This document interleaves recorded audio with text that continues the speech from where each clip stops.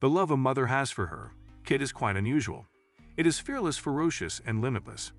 A mother is willing to go to great lengths to protect her child's safety.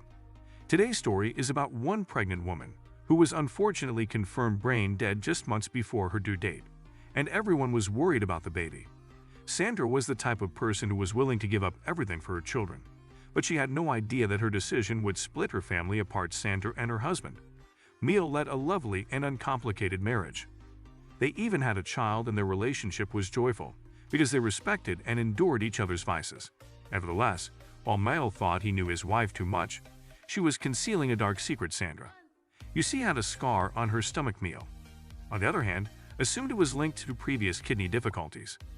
Little did he know there was more to the story. Unfortunately, he only discovered the harsh reality when it was too late. Sandra became pregnant for the second time when their son turned 8. The family was overjoyed as expected. Sadly, though, this joy would not last long. His wife was not feeling good during her pregnancy, so she went to the hospital for sexual tests for life, as well as the lives of everyone else. She cared about and began to shatter right there, because this woman's health history was a roller coaster. She had battled pneumonia, heart disease, and kidney cancer, among other things. Sandra was terrified and couldn't believe the results were hers. Her kidney cancer had returned, and she was in severe condition. According to the test, Sandra became out of breath from fright. She overheard the doctor urging her to terminate the pregnancy since it was in her best interests. She didn't know what to say to Besso. She walked away without saying anything. In age, her head was filled with different thoughts. What would happen to her unborn child?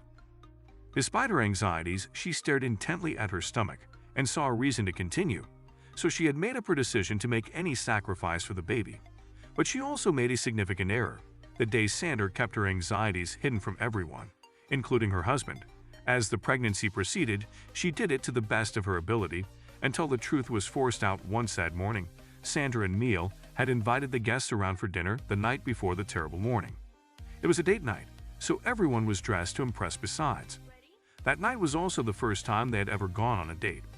They sat around the table after dinner, enjoying lovely chats and playing cards. When they went home, Emil noticed a peculiar noise emanating from the restroom a few moments after Sandra had left. He hurried there startled and was struck with a sight that devastated his heart in ways that words cannot describe. Sandra was bathed in tears and lying flat on the restroom floor.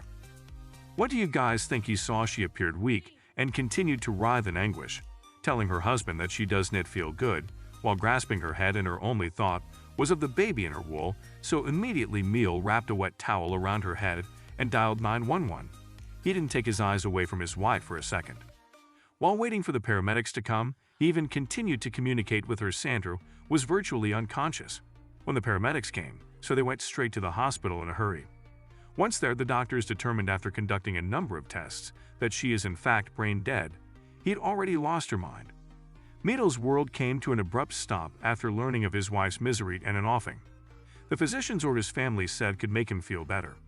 He feared he'd lost everything, including his wife and the unborn child. Inside her, Sandra's family, they began making funeral plans just hours after she was certified brain dead. The doctors also planned to remove her from the vent the next day. They'd also given up hope for the unborn child. The next morning, however, whatever the doctors did changed the direction of the story. They performed some tests on the unborn child that day, and the physicians couldn't stop shouting. When the results came back, a heartbeat was detected during the testing, and the boy had actually survived. Both Eagle and doctors were astonished by the exciting news. The unborn youngster was only 17 weeks old at the time of his birth and had around 4 months to live. It was a long shot up until that point, and Emil wasn't sure the boy would make it this far. Even the doctors had doubts, so they sang soothing melodies to the infant every day through his mother's womb. They even gave him a hug. Emil's wait was one of the most trying times of his life. He would even turn off his phone whenever he didn't want to receive calls from the hospital. Shortly after, the doctor felt it was time to deliver the boy in the 37th week, while Emil stood outside the operating room waiting for word on the delivery after the surgery. The surgeon emerged and informed that Emil had become a father. Louis was so happy and surprised and could not believe that such a miracle could occur to him. However, Emil was not allowed to touch the boy for the following 4 weeks, since he was still in an incubator. Unfortunately, a conflict that Emil had not anticipated erupted just days after Lorenzo's birth. His parents-in-law requested full custody, and they claimed me. El couldn't raise him on his own, Despite the fact that he wasn't sure he'd have enough time to care for the boy, he was prepared to do whatever he could to make it work. Fortunately, Mill was granted paternity and maternity leave during this time, allowing him to care for his newborn kid.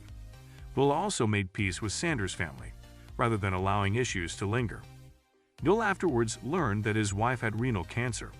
He was surprised because he was unaware of it, but he respected her decision as well. Lorenzo is currently being lavished with love and care by his father, aunts, and grandparents. So this is the end of the story. What are your thoughts about it? What is the greatest sacrifice you've ever made for someone you care about? Don't forget to leave your comments in the section below, and we will see you next time.